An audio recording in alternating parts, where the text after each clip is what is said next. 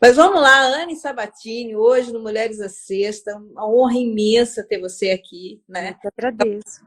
Com as pessoas que foi anunciar assim, a sua live, muitas pessoas, né, do basquete, pessoas importantes da sua vida, como a Maria Helena, a Heleninha, né, o pessoal, as meninas, né, de bronze lá, das mulheres de bronze e tal, pediram para gravar essa live, para deixar gravada, porque elas vão assistir, e assim, muitas delas têm horário de jantar com a família, né? Outras pessoas têm treino com seus clubes, etc. Então, a sua live fica gravada a partir deste momento que deu certo. Mas então, Anne, né, foi nossa jogadora, né?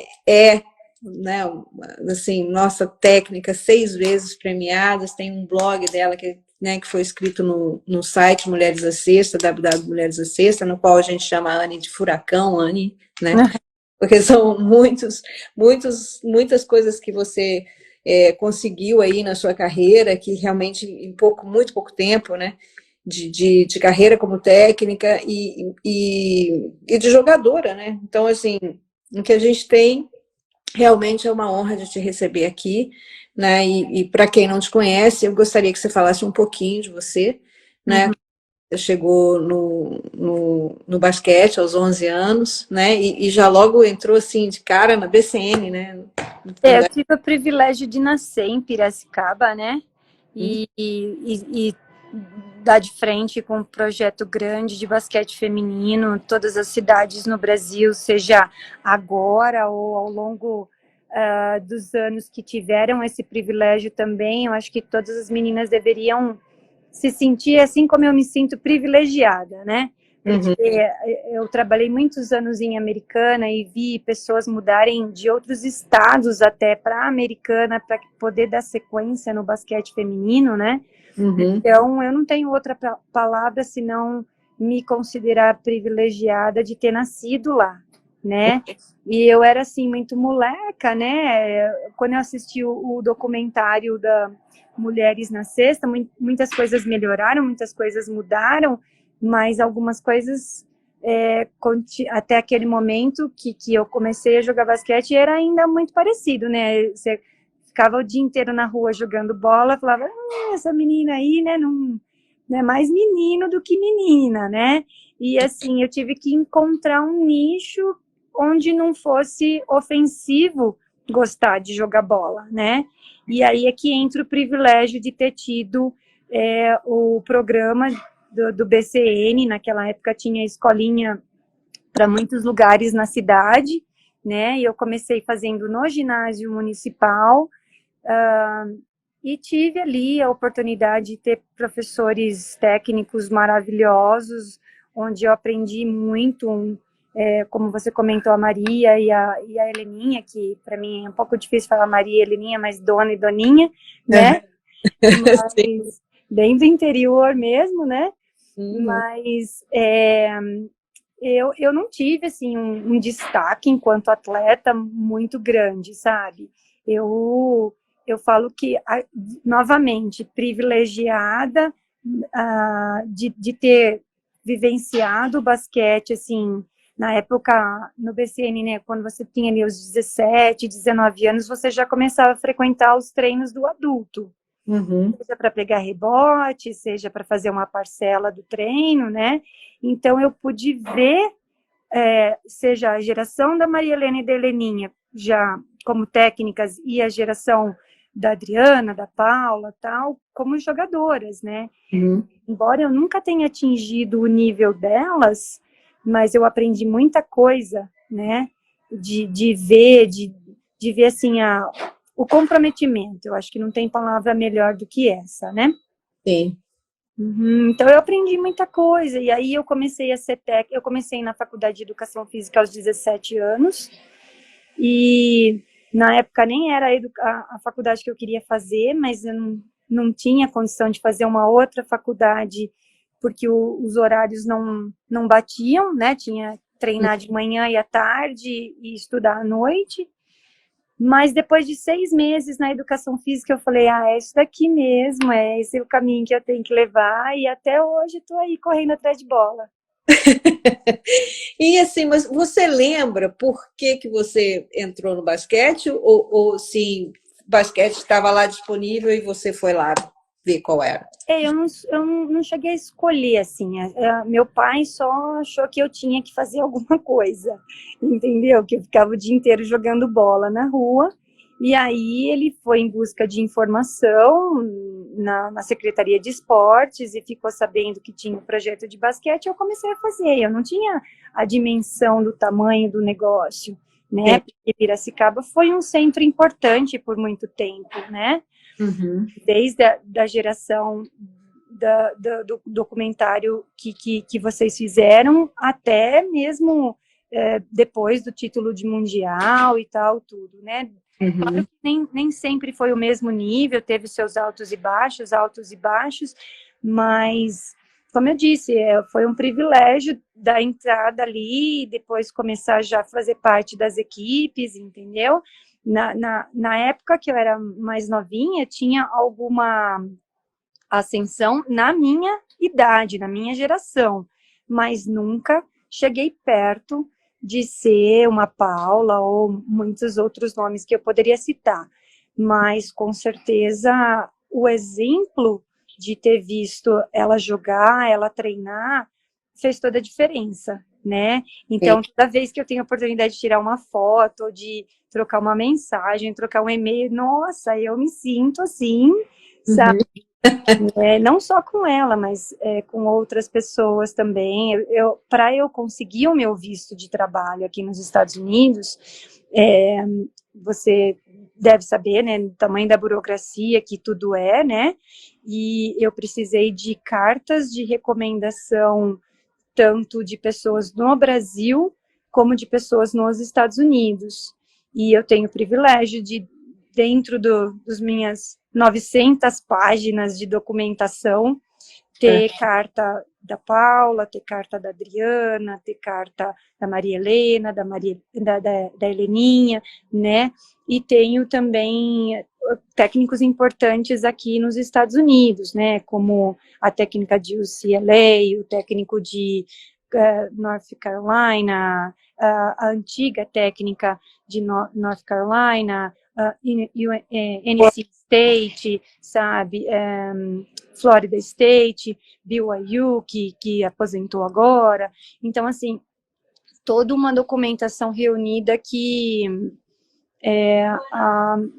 me possibilitou, né, atingir esse visto de trabalho. E estamos aí, eu não sei o que o futuro reserva, sabe, Cláudia? Eu vivi tantas coisas esses últimos anos, assim, com a pandemia, né? Acho que todo mundo viveu alguma situação em comum, né? Uhum. E eu só, hoje em dia, o que eu falo é assim, eu tenho o meu visto até tal data. Depois dali, alguma coisa boa vai acontecer, entendeu? Se você trabalhar direitinho, se você fizer a sua parte, alguma coisa boa vai acontecer, né? Com certeza. Agora, o que eu estou curiosa para saber, assim, quando é que foi o shift, assim, né? Eu não quero a bola, eu quero a prancheta, né?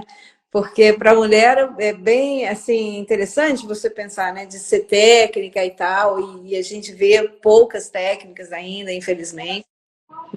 Quando foi que aconteceu esse, quero ser técnica? De novo, não foi assim bem uma escolha, sabe? Foi assim, como eu disse, eu comecei aos 17 anos, eu entrei na faculdade, né? Eu sempre fui boa aluna, então eu queria fazer engenharia civil, que também tem em Piracicaba. Mas aí não dava certo, eu comecei a fazer a faculdade de Educação Física. Quando eu fiz 18 anos, o projeto do BCN, então o BCN, saiu de Piracicaba e foi para Osasco. Fantástico, é. E era uma equipe fantástica, né? A equipe principal. Eu não teria espaço para jogar. Eu jogava bem no sub-18, que era chamado juvenil na época, né? Agora tem no número, mas na época era juvenil. Eu fui campeã juvenil, né? Uhum. E a Heleninha era minha técnica. Mas eu não tinha espaço para entrar, jogar no adulto, ainda mais com aquele timão. né? E aí eu me lembro que o Luizão, você sabe o Luizão, que era diretor do BCN na época, marido da Cássia, irmã da Paula, ele me chamou e falou: Anne, você está fazendo educação física, a gente vai deixar algumas coisas funcionando ainda aqui em Piracicaba, você não quer dar treino nas escolinhas e começar a fazer algumas coisas e a gente paga a sua faculdade? Aí, para mim, foi assim, uma proposta irrecusável, entendeu? Eu não tinha como... Eu tinha como ir para um outro time menor, mas aí eu ia trancar a faculdade. Eu achei aquilo muito razoável, entendeu? Muito bom, na verdade. E aí eu falei, vamos fazer. E até... Por favor. Desculpa, você fez Unimap, né? Sim, Unimap. Era caro, não era barato. Era muito caro, muito caro. Na minha época era caro. Eu lembro, ó, pra você ter uma noção, eu lembro que salário mínimo naquela época era 136 e eu pagava 500 de faculdade. Sim. É um bom salário. Era muito, né? Então eu falei assim, não, eu vou fazer. Só que assim, era um valor suficiente para pagar a faculdade, mas era isso, era a faculdade, né? Para me deslocar de um lugar para o outro, para fazer outras coisas, aí eu fui pegando outros estágios também, entendeu? Né? Então, assim, não teve nada fácil, né? Mas aí eu comecei ali, eu ajudava um pouco nas categorias que ficaram em Piracicaba, eu fazia as escolinhas, e assim foi, mais um pouco.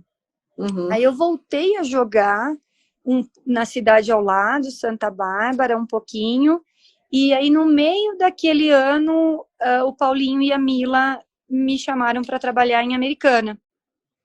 Eu tinha sido atleta do Paulinho lá atrás, a primeira geração que ele fez em São Paulo, né? E aí ele me chamou, a Mila me chamou para trabalhar, eu comecei já a ser técnica de sub-14. Paulinho com a Mila? Sim, outra escola também, né? Outra escola também. Então, como eu disse, eu me sinto muito privilegiada, Nossa. muito abençoada por estar em alguns lugares na hora certa, com pessoas, né, certas. E aí eu trabalhei em Americana, eu trabalhei 15, 16 anos, se eu juntar todo o tempo, né, foi muito tempo. Nem sempre sob a liderança do Paulinho e da Mila, mas boa parte sob a liderança deles. Sim. A Cleide está dizendo aí, né, que teve o prazer de te ver em Americana e ver você recebendo alguns dos seus troféus ao vivo. E a Giovana está falando que está aí no gargarejo, né, porque está falando do interior de São Paulo, e o Fausto Giannichini também está aí, né? Então, tem né, na sua história, né, tem esses privilégios de você ter saído do BCN, né, como jogadora, depois você ter trabalhado, né, com as pessoas que trabalharam aí com as doninhas, né, a dona e a doninha. Mas, assim, o que é o auge? A gente considera o auge do basquetebol feminino no Brasil, né? E o fato de você ser muito jovem e ter sido muito técnica é um assunto que nos interessa bastante, assim, né? Porque ser jovem, né, a gente tem a coragem de entrar numa área que ninguém entrou, de você ir fazer, mas também a maturidade não é tanta de manter você com todas as dificuldades, né? E assim, o que foi que te manteve técnica? É uma grande pergunta. Eu acho que eu me apaixonei pelo ensinar, entendeu? E diferente até da situação que a gente tem aqui nos Estados Unidos, onde é uma porta de oportunidades para as meninas que jogam basquete, né? São muitas as oportunidades para elas. No Brasil também era uma grande possibilidade de influenciar para o bem. Sabe, a gente via muito isso lá em Americana, né? As meninas muitas vezes chegavam pra gente. Eu cheguei a ver menina que não sabia, não sabia usar um absorvente direito, sabe? Não sabia nada. E não é porque não sabia nada, porque não tinha pai e mãe em casa, mas Uhum. porque pai e mãe estavam o dia inteiro trabalhando e para sustentar, sabe? E não tinha tempo para ajudar, Sim. entendeu? Muitas vezes eu dei aula, nos meus últimos anos mesmo, eu dei aula em lugares assim que ninguém queria dar aula, Sim. né? Porque é perigoso, e é mesmo, sabe? Não tô aqui julgando ninguém, mas assim, era uma oportunidade de estar ali, Uhum. sabe? Influenciar para o bem. Eu acho que eu sempre tive isso comigo, assim. Eu perdi a minha mãe muito cedo, a minha mãe faleceu, eu tinha 14 anos. E eu acho que o basquete me ajudou muito a amadurecer e Sim. fazer boas escolhas, né? Porque na quadra, o que é o final das coisas? É você fazer escolhas, passo, arremesso, driblo, o que eu faço, né? É. Então, essa conexão da quadra com a vida sempre para mim soa muito forte e eu tenho tentado ao longo do tempo ajudar. Não sou perfeita, não passo longe disso, mas eu acho que existe uma conexão, sim. Uhum. E me diz uma coisa, quais foram os clubes aí no Brasil que você foi técnica? Então, não foram muitos, porque eu fiquei muito tempo em Americana, né? Tá. Eu trabalhei, daí comecei trabalhando lá no BCN ainda, Uhum. daí eu fui para Americana na sequência. Uhum. Depois de um ano de Americana, eu voltei para Piracicaba e trabalhei com masculino no Cristóvão Colombo. Uhum. Tenho até hoje um grupo de WhatsApp com os meninos que eu treinei.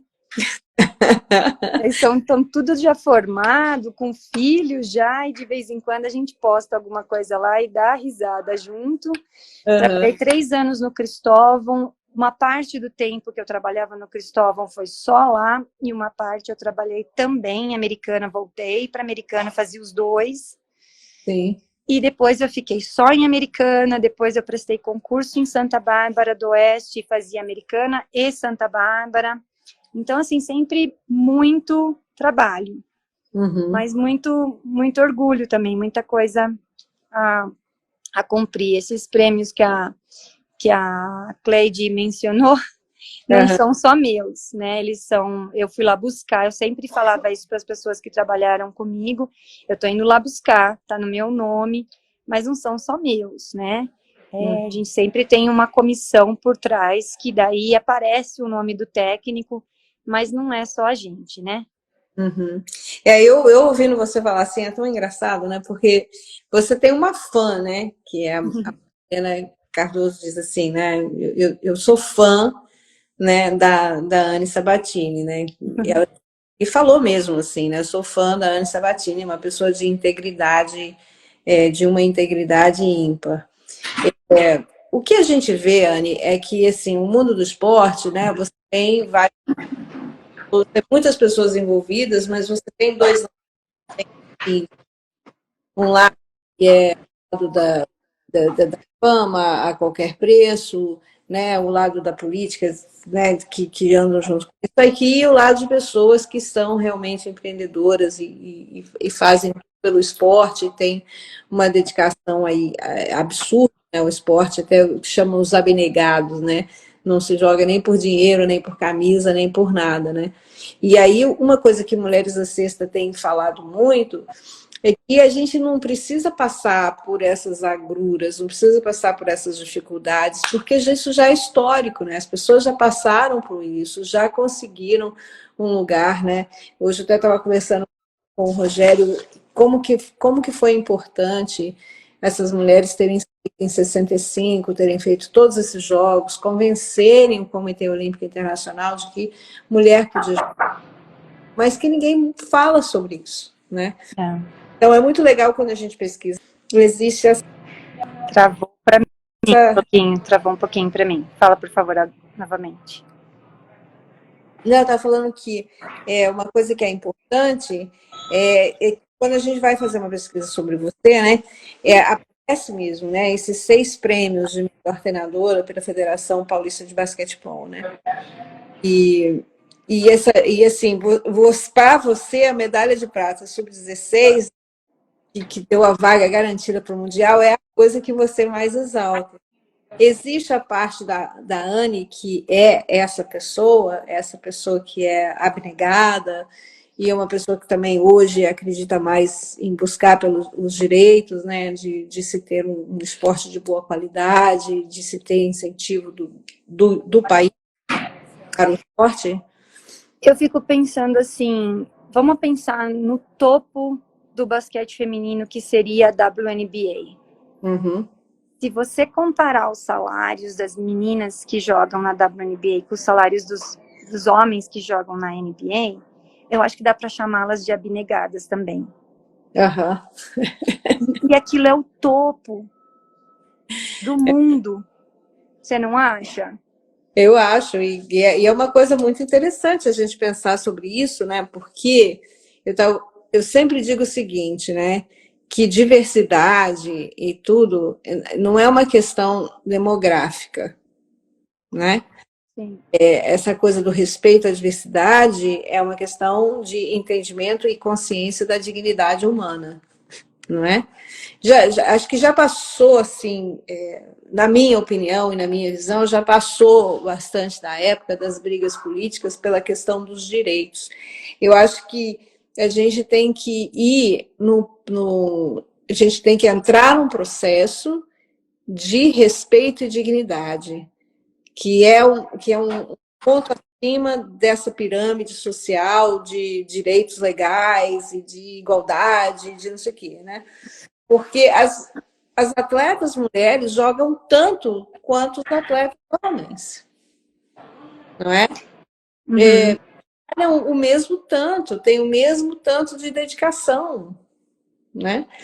Ou até mais, porque muitas delas têm que jogar a W e depois elas vão para a Europa e elas voltam, elas não têm parada, sendo que os homens muitas vezes é uma questão de escolha. Eles falam, eu não quero jogar fora do país e tiram um período de descanso. Por quê? Porque está nadando no dinheiro, nem precisa daquilo, né? Exatamente, exatamente. Mas aí eu queria trazer um outro ponto que outro dia meu chefe estava discutindo, né, de forma positiva, né? A gente estava discutindo essa questão dos salários diferentes da W e da NBA, e eu falei assim, vamos pensar assim, né? No pior dos cenários, tem 50% de mulher no mundo e 50% de homem.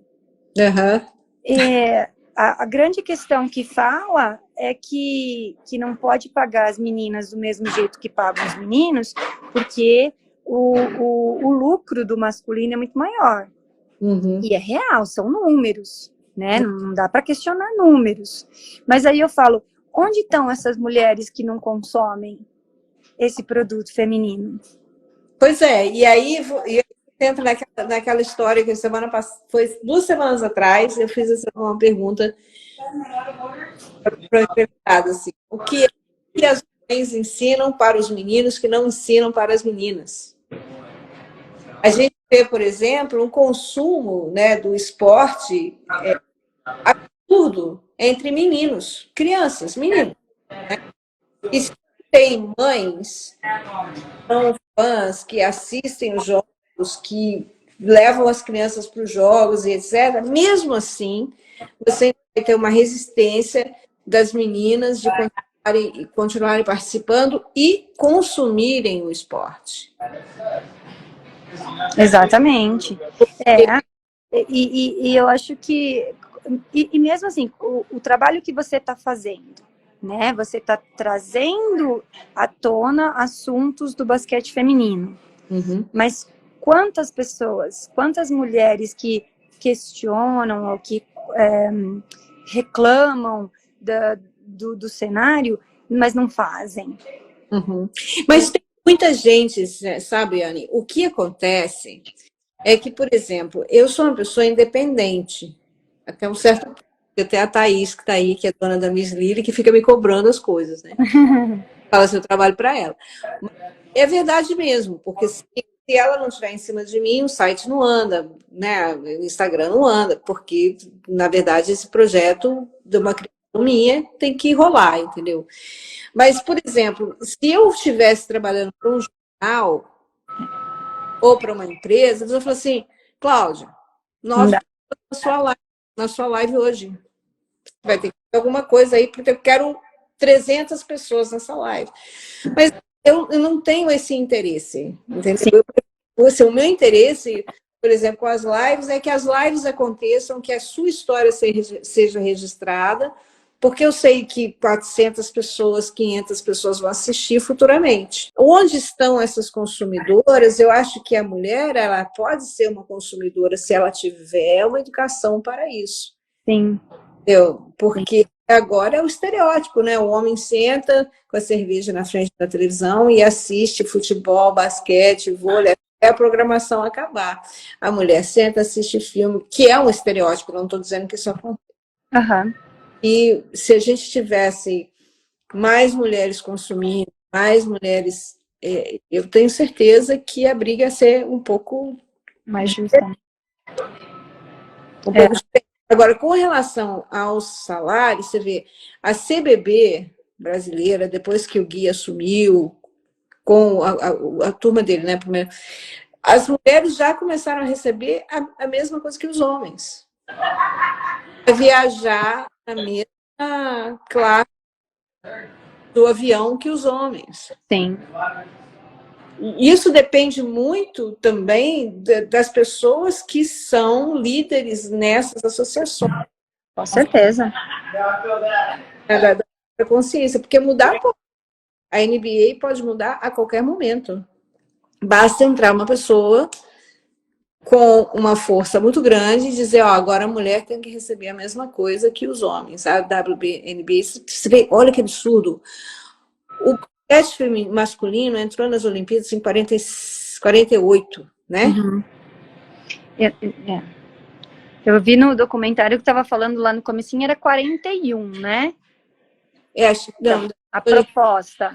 44, 41 a proposta, 48 entra. A mulher só foi jogar basquete nos Jogos Olímpicos em 1976. E o Brasil, 86. 86. E por quê? Porque teve uma campanha muito grande da Dona e da Doninha, com todas essas escolinhas, essas coisas todas que ela foi formando. Quer dizer, é muita, sei lá, sabe, essa história, hoje em dia, o que eu falo assim, hoje em dia é muito, muito além da questão de gênero, é uma questão de dignidade humana. Com certeza, eu concordo, porque. Mas eu volto no ponto, assim, que muitas vezes existem muitas pessoas que vão reclamar, mas não consomem o produto também. É. Entendeu? Daí você não está, né? É. Não está dando o suporte que precisa também. Né? Não quer dizer que você não vai assistir uma NBA, você vai assistir também, porque é legal, um espetáculo, tal, não sei o quê. Mas hoje em dia se tem acesso aos campeonatos femininos. A final do feminino foi muito mais vista esse ano do college do que os anos anteriores. Então eu acho que, independente se você vai tirar algum proveito daquilo, mas se você tem como dar um suporte, dê um suporte. Sim, claro. E aí a outra coisa que é o seguinte, por exemplo, esse ano, porque eu sou assim, né, da minha universidade que me deu o meu pós-doutorado, que me deu o meu segundo doutorado, que é a Universidade da Califórnia, Berkeley, quem eu assisto, elas pegam todo ano, assim, Cal basketball sucks, right? Não, mas elas jogam contra Stanford. Né? Então, que foi a técnica que nos bateu em 96 em Atlanta, que continua lá e que nunca perdeu uma conferência aqui na Califórnia. Então, assim, Stanford é campeão invicto, acho que por mais de 20 anos, né? A gente tem uma atleta nossa em Stanford, que ela não estava aqui ainda quando ela foi atleta da Premier, é uma Ashley, uma jogadora alta de cabelo avermelhado. Uhum.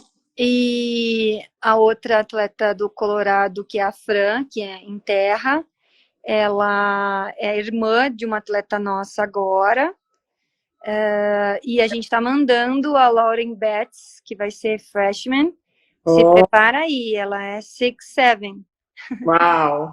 Ela é atleta número 1 dos Estados Unidos na geração 2022. Pois é, então, então assim, mas eu consumo, por exemplo, a temporada, dicas de temporada, porque sou fã mesmo, mas que elas perdem, elas perdem. Mas é a minha universidade, entendeu? Eu Sim, tô sim, para assistir, leva a família inteira para assistir.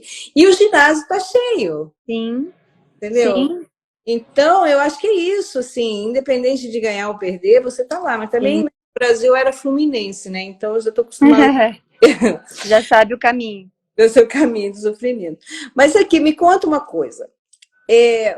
As pessoas no Brasil, elas não têm noção muito, assim, do que seria essa liga Nike, né? Juvenil, da qual você é coach agora, né? Do Uhum, Colorado. uhum. Como é que você chegou aqui nos Estados Unidos? Tá, E depois você explica pra gente como é que funciona essa liga de atletas tá jovens. bom. Então, eu estava trabalhando novamente em Americana na época, daí já na gestão da Adriana Santos, Uhum. né?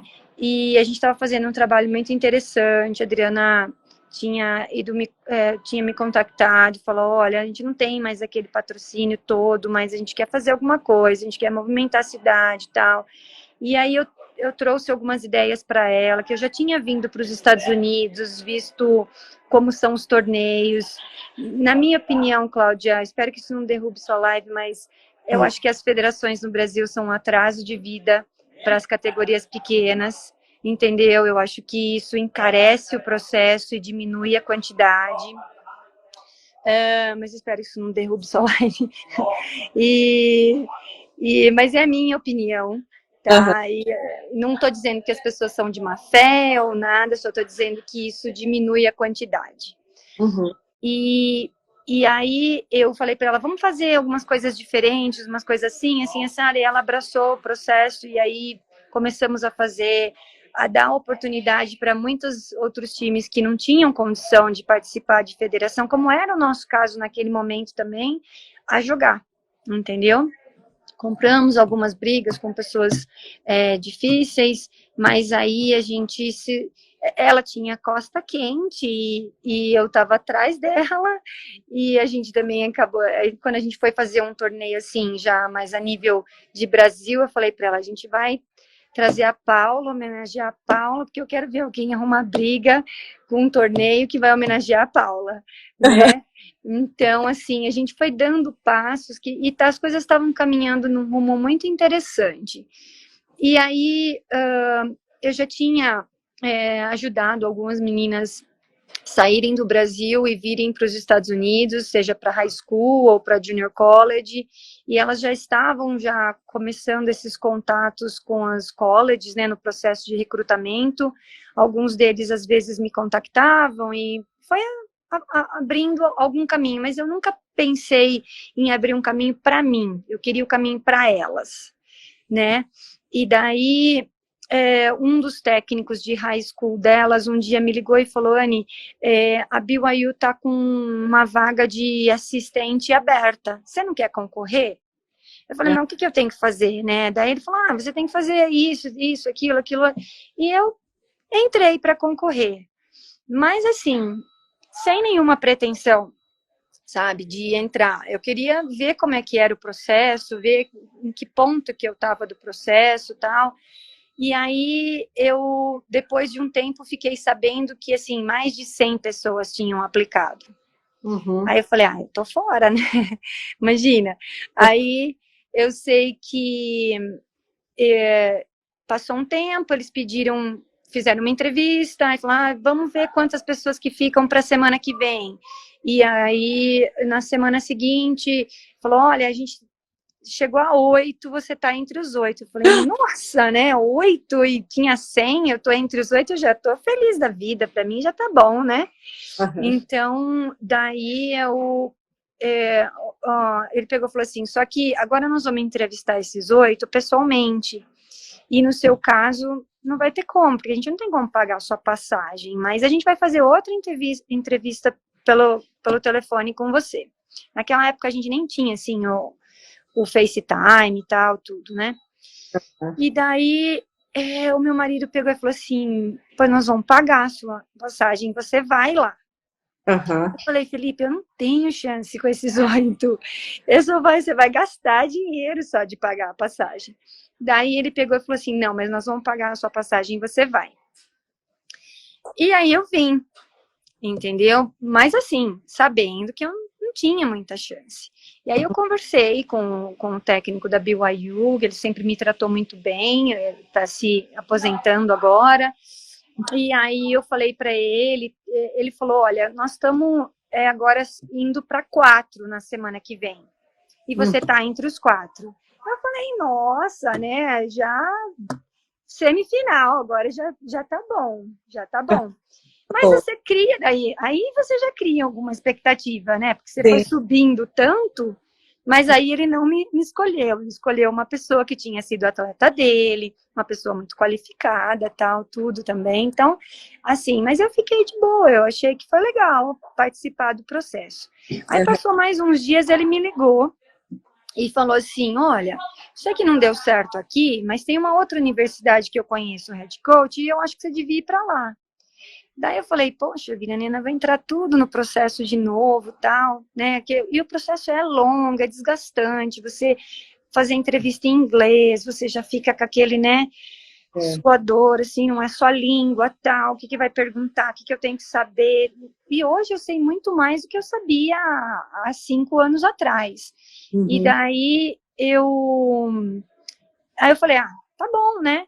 E entrei nesse outro processo. Só que essa universidade, uma universidade menor, ainda de primeira divisão, mas sul de Utah, que chama SUU, né?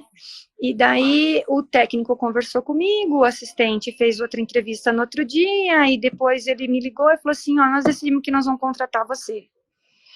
Aí eu já nem estava pronta mais para essa resposta, né? Daí eu falei pro meu marido, viu, agora é de verdade, agora vai ter que ir.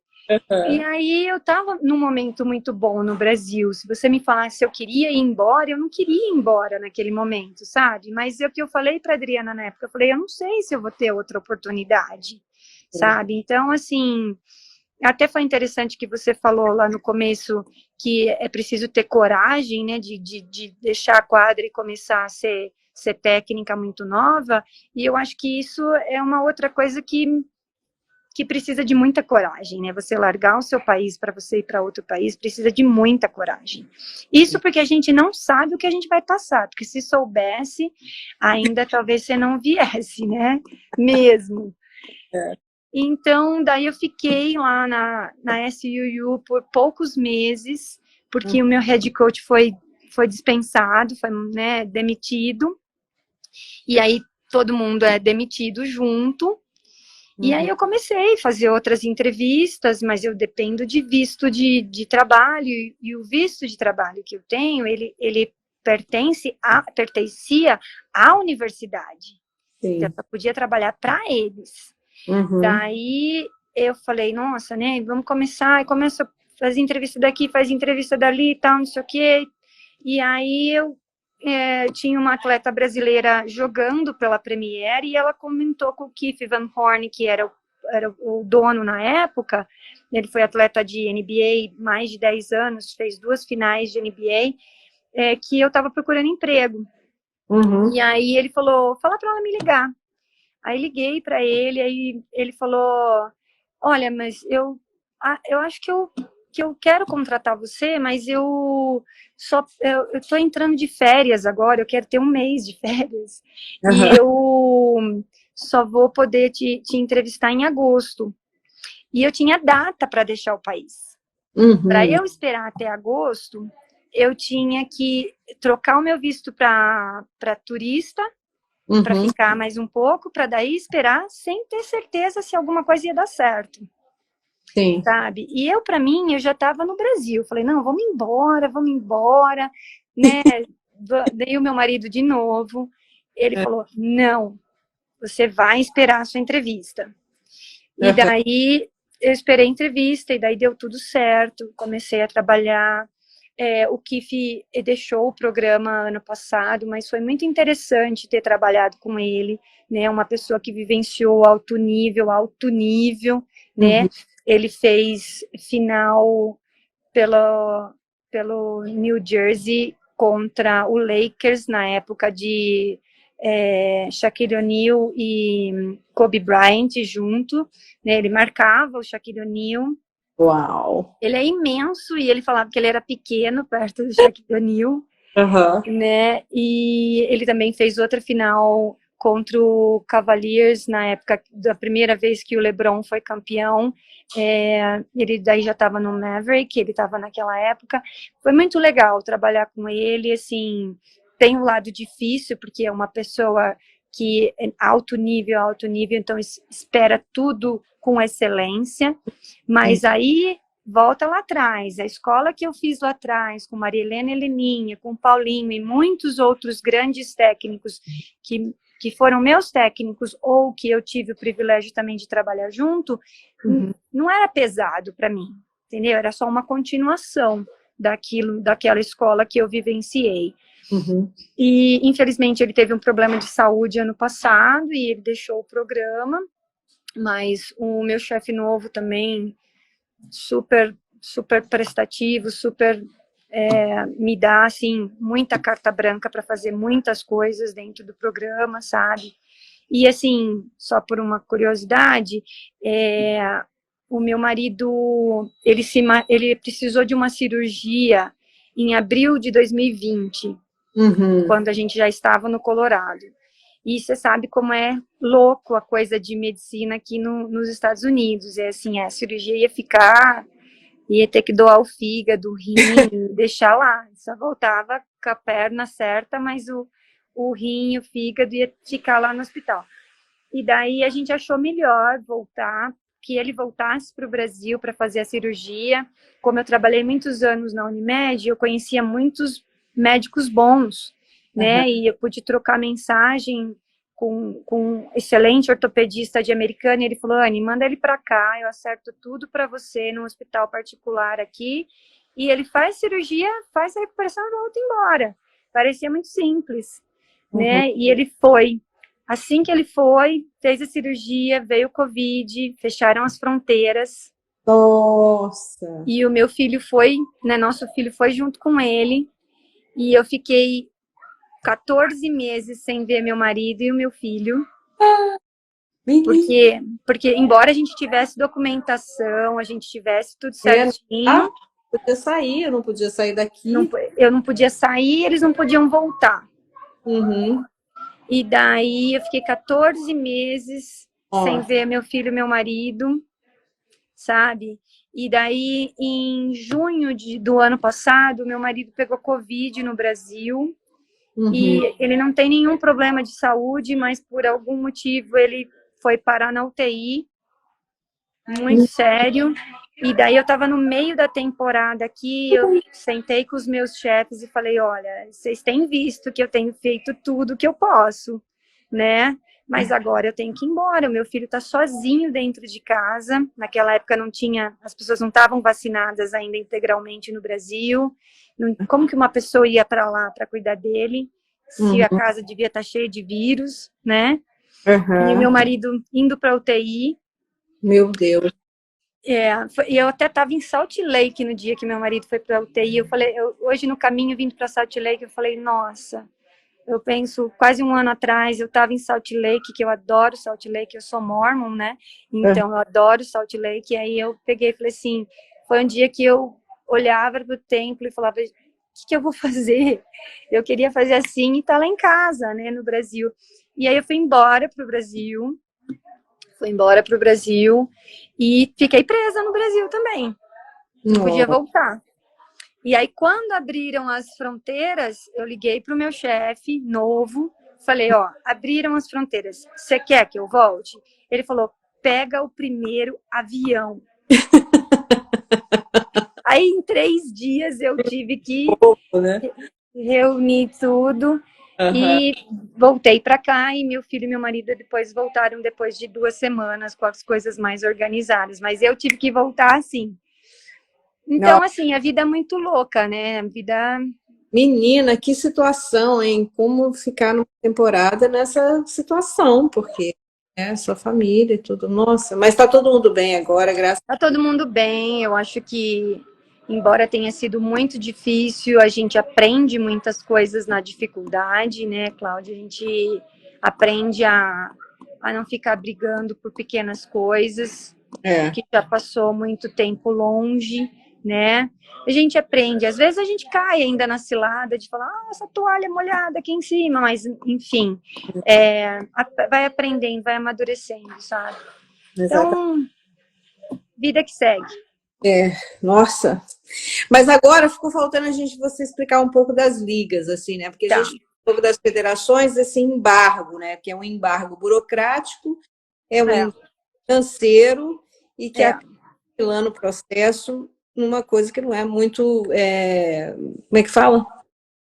Assim, né? Dinâmica, né? Fala um pouquinho, Sim, amiga, porque é legal, né? Acho que talvez a gente até possa inspirar essas pessoas no Brasil, né? sim. Então, o que eu vejo assim, eu acho que não é que as federações não deveriam existir. Eu acho que elas deveriam existir a nível profissional, Mas né? ela Vai organizar. de uma certa forma, aprender com essa experiência também e modificar essas regras que estão 300, 400 anos sem serem revistas, né? Mas vamos lá. Então, eu vou dar um exemplo assim, ó, o clube onde eu trabalho, agora na época primavera e verão, que pega agora de março, né? Abril, vamos dizer, de abril até agosto, é o boom do basquete aqui nos Estados Unidos. Então, nessa época, primavera e verão, que eles não jogam pela escola, nós temos 60 times de 9 a 17 anos, feminino e masculino. 60.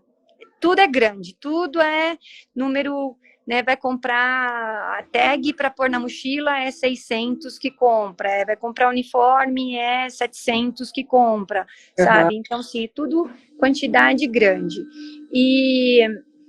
E, e nossos times, nem todo mundo tem o mesmo nível, não tem como ser todo mundo do mesmo nível. Então, tem lá os times que são considerados tops, que jogam a liga da Nike, e tem os outros times que a gente poderia chamar de B ou até de C, se facilitar o entendimento.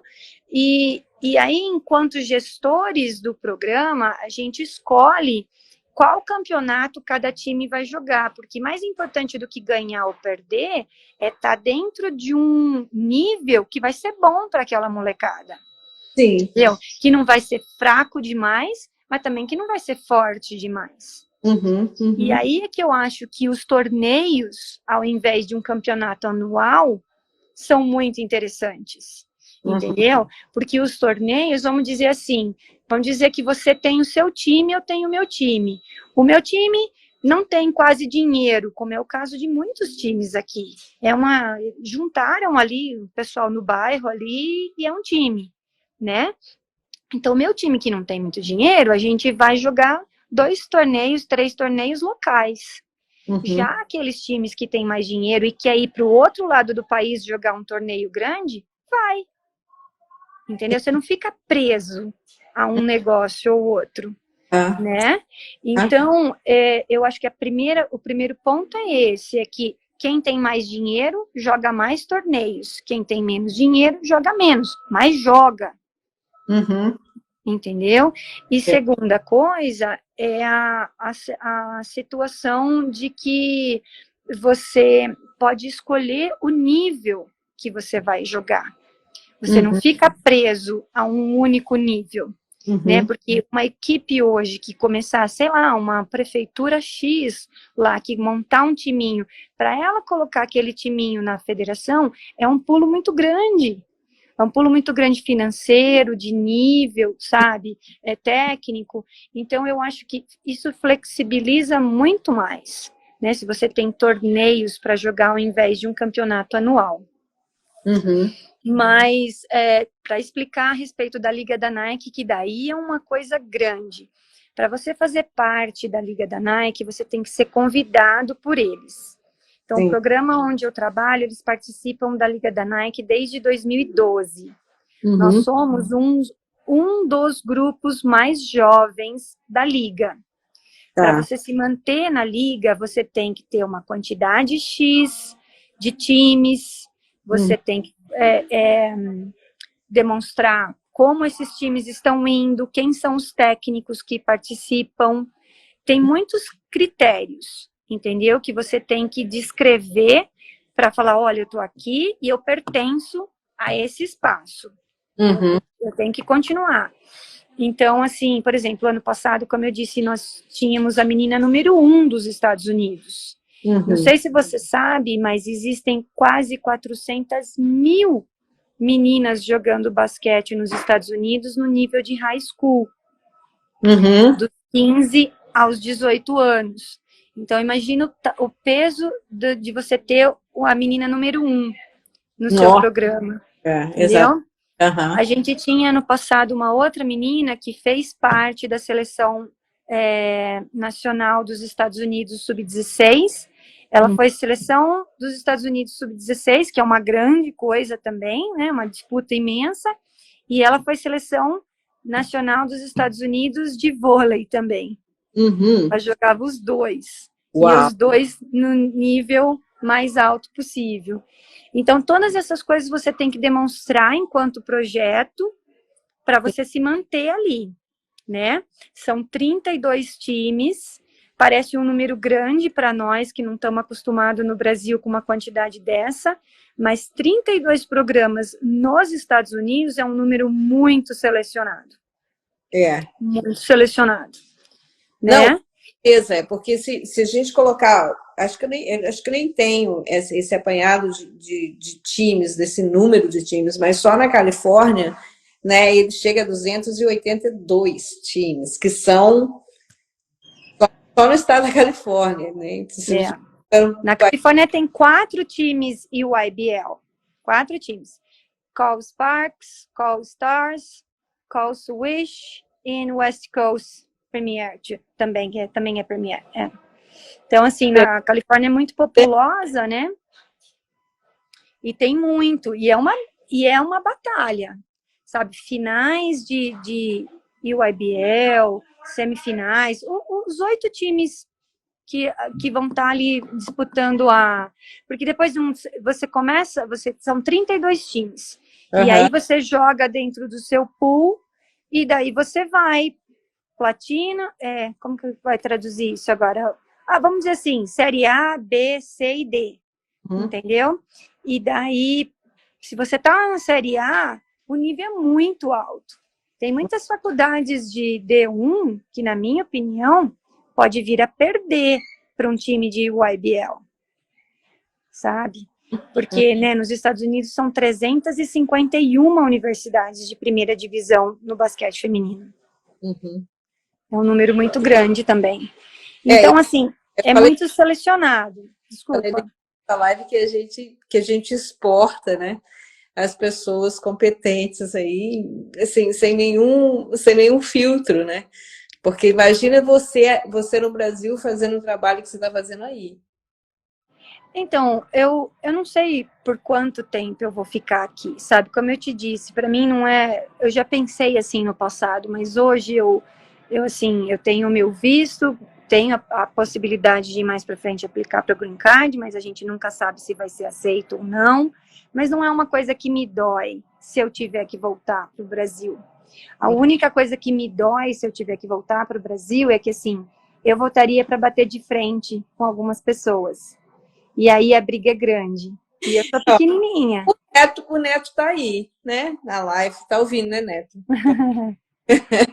Ele tá montando um timaço, né? Para desenvolver o basquetebol feminino. E junto com a Paula, né? Assim, junto com a Adriana Santos, eles estão montando aí um timaço de técnicos, né? Para fazer esse basquete, né? Eu acredito assim, Anne, você falou uma coisa muito importante no início dessa live, que é acreditar no trabalho que você faz, né? Acreditar, colocar força nesse trabalho que você faz e fazer dele um trabalho de sucesso e reconhecimento para as outras pessoas. Acho que essa é a parte mais importante de todo o seu trabalho aí nos Estados Unidos e aqui nos Estados Unidos e quem sabe futuramente no Brasil, né? Eu já deixei muito claro para o Neto e a Adriana que hoje eu não tenho como voltar para o Brasil e ajudar fisicamente, né? Porque eu não teria como ter um pé lá e um pé cá, até por causa do tipo de visto que eu tenho, eu não posso deixar o país, entendeu? Mas eu estou sempre à disposição e, eventualmente, quando eles precisam de alguma informação, quando eles precisam de alguma coisa, eu estou sempre à disposição para ajudar. Porque, para mim, assim, seleção brasileira é seleção brasileira, sabe? Não é só de basquete. Eu nem sou grande fã do Tite, mas eu não vou torcer contra a seleção brasileira porque o Tite está lá. Entendeu? Para mim, seleção brasileira é seleção brasileira. A gente vai sentar e vai torcer. Pode ser bolinha de gude, né? E a gente vai sentar e vai torcer e vai fazer o melhor. Como você falou lá atrás, acho que uma das maiores emoções que eu posso ter vivido enquanto técnica é ter vencido os Estados Unidos numa semifinal, de quase ter vencido uma final de Copa América, né? Então, assim, e muito do eu estar aqui são dessas oportunidades que eu tive ali, que eu pude vivenciar ali à frente da seleção de base, né? Então, eu sou muito grata e sempre vou ser. Não preciso ter cargo, né, para poder estar disponível para ajudar. Isso eu vou deixar para eles claro sempre, entendeu? É uma paixão que a gente tem, né? O Brasil, a gente sai do Brasil, mas o Brasil não sai da gente, né? Exatamente. Mas assim, Anne, a gente está terminando aqui o nosso horário. Eu gostaria muito que você deixasse assim, um recado, assim, né? Se, por exemplo, sei lá, eu sempre brinco com isso, né? Mas se você, por exemplo, fosse colocada hoje em dia responsável aí, né? Pela mudança no basquetebol feminino no Brasil, assim, né? Quais seriam as suas sugestões, né? Eu acho que usar o que a gente vê, o que acontece aqui nos Estados Unidos, que é linkar a escola com a base e linkar a progressão, né, dessa base com a universidade. Entendeu? Porque eu vejo que muitas das nossas atletas, que são atletas top até, que vão para universidades top até, elas não querem ser atletas profissionais, mas elas vão defender a camisa que tiverem com todo o empenho, né? E depois dali, elas estão, né, uma profissional graduada, com uma experiência ímpar, de ter vivenciado um programa muito bom, e vão dar sequência na vida, entendeu? Então, eu acho que para as nossas meninas, já que nós falamos tanto de mulheres, né, quantas vão chegar num esporte profissional? Pouquíssimas. Mas se elas tirarem proveito dessa caminhada através, né, da educação, nossa. Porque historicamente, né, assim, historicamente, Anne, foi assim, né? Maria Helena, Heleninha, Norminha, Elza, Elzinha, Nilza, Marlene, todas, né, Simone, todas eram graduadas aí, todas foram professoras de educação física e elas foram encontradas na escola, né? Você vê de todos os depoimentos, todas as 16 que são entrevistadas no livro, todas elas saíram da escola. Um professor falou lá alguma coisa, né? E foi e tal. As professoras jogavam, quer dizer, as professoras, por exemplo, da Maria Helena, jogavam basquetebol. As professoras, né, de escola jogavam junto com a Cida, a irmã dela, né? Jogavam pela Federação Paulista. Entendeu? Então, assim, elas jogavam, eram professoras de escola, elas treinavam as meninas no basquete, as meninas saíam dali, mas só que para você jogar na seleção brasileira, você jogar nos clubes, você tinha que ter uma profissão. Você tinha que estar estudando e ter uma profissão. E normalmente elas eram professoras ou professores de educação física das prefeituras de onde elas jogavam. Sim. Né? E assim, a Norminha, acho que foi a primeira a se graduar em educação física de todas elas, e ela tutorava as meninas que entravam depois. Então, tinha O que você está falando aí era o início dessa série Ouro Basquete Feminino, né? Porque, desculpa te interromper, só trazendo um ponto importante, como eu falei lá atrás. Hoje, nos Estados Unidos, existem 400 mil meninas jogando basquete de high school. Uhum. Vamos pensar que 350 mil não tem um nível bom, entendeu? Mas 50 mil tem. Tem, e 300, pois é, e 300 passaram pela experiência de serem líderes, de tomarem decisões, que é isso que talvez a minha live caia agora, mas assim, o que me deixa extremamente aborrecida com os professores de educação física no Brasil que resistem à educação esportiva. Exato. Porque diz que a educação esportiva é competitiva e não é colaborativa, não é. Gente, você quer mais ensinar uma criança a colaborar e a respeitar o próximo e a respeitar o direito do outro do que numa quadra? Sim.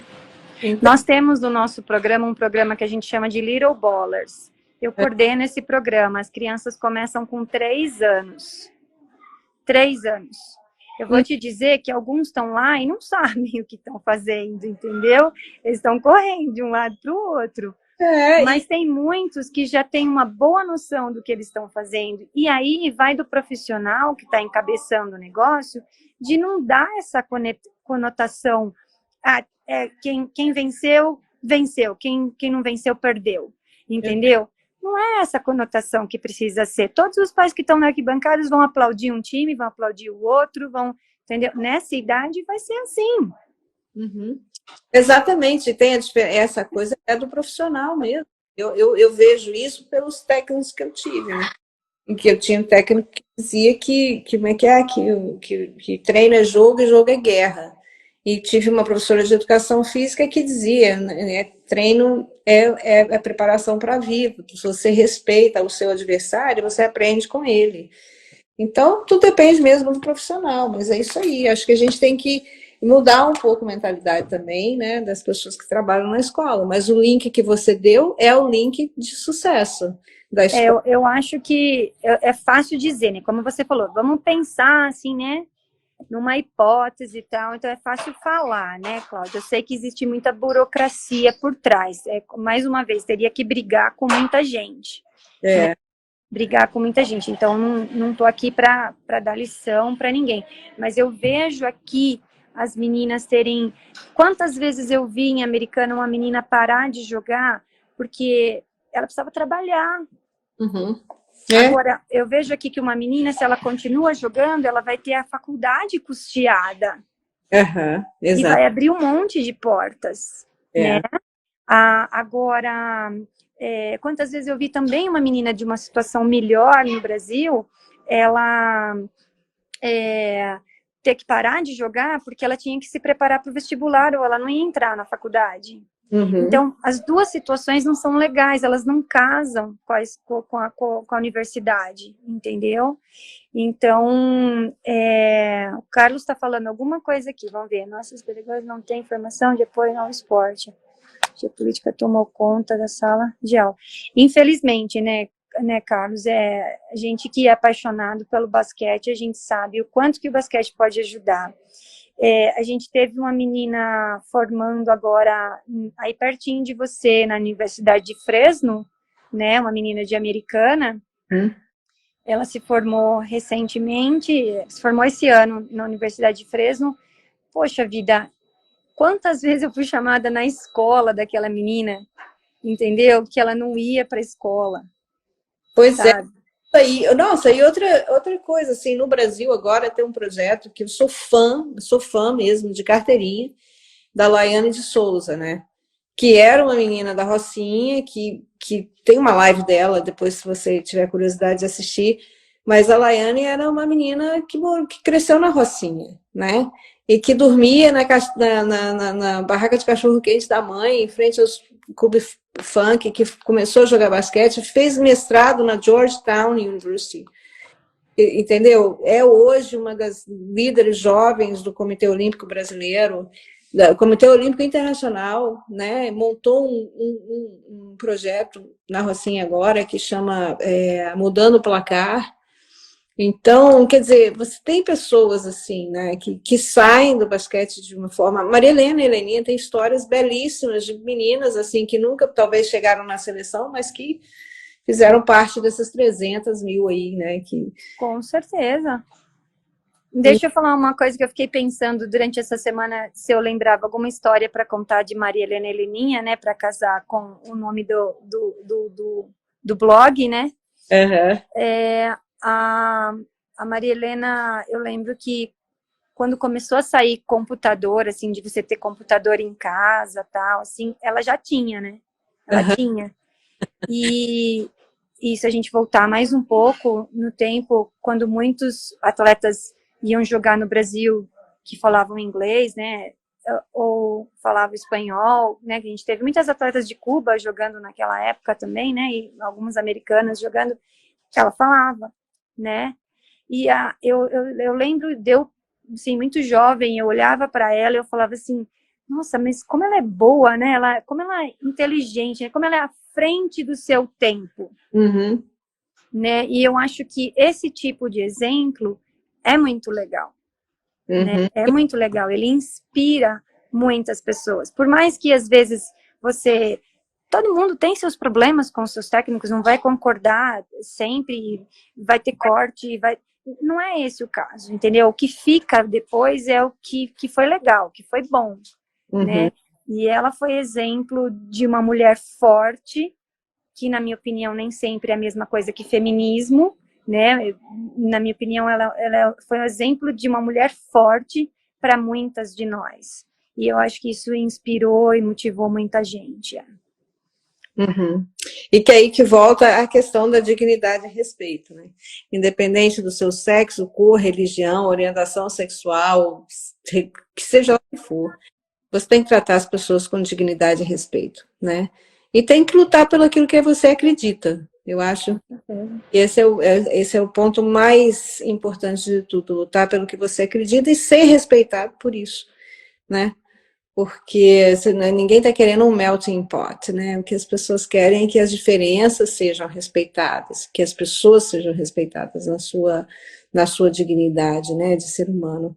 E eu gostaria de agradecer muito você pelo seu tempo, né? Eu que agradeço e peço desculpa mais uma vez. Imagina, imagina. Agradeço muito a você por estar aqui. A sua entrevista fica gravada aqui no IGTV e depois ela sobe para o YouTube, mas continua no Instagram, né? Então a gente agradece muito, Anne, muito, muito por você estar Eu que aqui. agradeço pelo espaço. Não acho que eu estou à altura de muita gente aí que eu vi falando no documentário, imagina só. Imagina, Mas acho que é uma outra geração dando continuidade, mais um passinho, né? São sim. passos diferentes, por pessoas diferentes, mas caminhando um pouquinho É. para frente. E uma coisa, Anne, que é muito importante, é que assim, é que elas vão assistir isso depois, né? E assim, para elas ouvirem, né, você falando, dela sendo a inspiração, né, dessa nova geração, é muito importante um ser humano ele entender o papel dele na história, né? Porque por mais que a gente fale, né, enquanto fã, enquanto amiga, você não acredita. Mas quando você vê uma jogadora que foi sua, né, com 11 anos, né, que você jovem, né, sendo jogadora delas, hoje você é técnica aqui nos Estados Unidos, é uma coisa muito comum, né, você não tem muitas mulheres técnicas nos Estados Unidos, né, mas assim, e brasileira, eu não sei, Brasileira. brasileira talvez você seja a única que eu conheço, assim, eu não sei se existem outras técnicas brasileiras nos Estados Unidos de basquetebol. Pensando bem, acho que é mesmo. Acho que você é a única mesmo. A única É, mulher brasileira técnica de uma equipe americana, eu acho que sim. Né? Então, assim, e a gente tem que pensar que você é o resultado de um trabalho também, com certeza. cabe a sua coragem pessoal de ficar no Brasil, porque não é fácil morar aqui. Né? Tem até um quadrinho no Instagram, não sei se você já viu, que o cara fala assim: é bom morar aqui, mas tem hora que dá uma vontade de entrar no avião e ouvir o Ladies and gentlemen, going back E, to Cal. é, Eu falo que assim, eu queria acordar de manhã e trabalhar e voltar para casa, né? Ou pelo menos no final de semana, né? É. Final de semana. Mas não dá para ter tudo, né? Eu tive uma outra pessoa muito importante na minha formação, que foi o Vita, que trabalhou tantos anos na seleção brasileira também, né? Uhum. E foi um dos coordenadores lá na Unimed por um bom tempo também. Ele sempre falava, ensinava a gente, né? Nem só, não só falava, mas ensinava a gente que cada escolha qual que é a palavra agora? Ô, meu senhor. A gente enrosca às vezes. Você enrosca também, às vezes, no português e no inglês? É Enrola. muito feio isso, mas é verdadeiro. Paga a língua, você sabe por quê? Porque quando a gente está a gente fala, nossa, que pessoa metida, tá 2 anos nisso, agora fica aí enroscada. Vai pensar em inglês o dia inteiro, vai falar inglês o dia inteiro e depois tentar falar português para ver. É, É difícil. pior ainda, eu tenho um filho de 15 anos, né? Aí às vezes eu esqueço uma palavra, eu já engato em inglês aquela palavra. Aí ele não responde, ele fala, não, em inglês eu não sei o que você está falando, fala inglês muito melhor do que eu, imagina. Mas assim, a frase é mais assim, cada escolha uma renúncia, né? Então, hoje eu renuncio de estar ao lado de familiares, de amigos, de lugares, de comida e Uhum. muitas coisas para estar aqui, mas eu não sei, né, o que vem para frente, o que vai acontecer. Só, como eu disse, eu procuro plantar o melhor, porque alguma coisa de bom vem, Uhum. né? É. E a contribuição na vida das pessoas, sabe, Anne? Eu acho que existe uma coisa, que ser professora universitária aqui nos Estados Unidos também me proporcionou entender que existe uma renúncia, mas você tem um papel aí a exercer na vida desses atletas americaninhos que você tá treinando e que, quem sabe, né, qual é a sua missão, né? Essa semana eu recebi uma mensagem de uma menina que está saindo do nosso programa, né? Uhum. Eu fiquei muito sensibilizada, para ser sincera, porque o americano não é igual a gente né? De falar, ou mesmo de mandar uma mensagem, né? Não é Uhum. que eles são mais frios, mas é uma cultura diferente, né? É. Então, ela me mandou uma mensagem falando que estava saindo, que era o correto para ela fazer agora nesse momento, tal, não sei o quê, e que um dia ela vai ser técnica e que ela vai lembrar de muitas coisas que ela viu eu fazendo. Ó, Nossa, eu achei aquilo fantástico, sabe? Eu falei, você, nossa, você fez o meu dia, falei para ela, né? Porque não é comum ouvir deles, né? Assim, alguma coisa assim, nesse sentido, né, Cláudia? Você me entende, acredito, né? e isso assim, você já está colhendo, né, o que você veio plantar, e eu acho que isso é muito importante, né? Amém. Keep in touch, quero saber os resultados aí desses jogos todos. Vai E ser bom, vai ser bom. Tem uma molecadinha boa nessa idade aí. Vai bom, ser bom, a gente vai se divertir. tá bom, então. Então, boa obrigada para você aí, né? E acompanhe Mulheres na Sexta. A gente vai ter um projeto bem legal, o Guto, né? Iniciando maio aí com a gente, contando sobre o projeto Ubuntu do Rio de Janeiro. Interessante. É sempre, eu acho que não quer dizer que a gente tem que pegar todas as coisas daqui e levar para todos os lugares. A gente tem que dar a nossa cara, entendeu? Uhum. Levar, dar a nossa particularidade. Mas É, eu acho que linkar a educação nos dois, né, âmbitos ali, na universidade, na escola, faria muita diferença.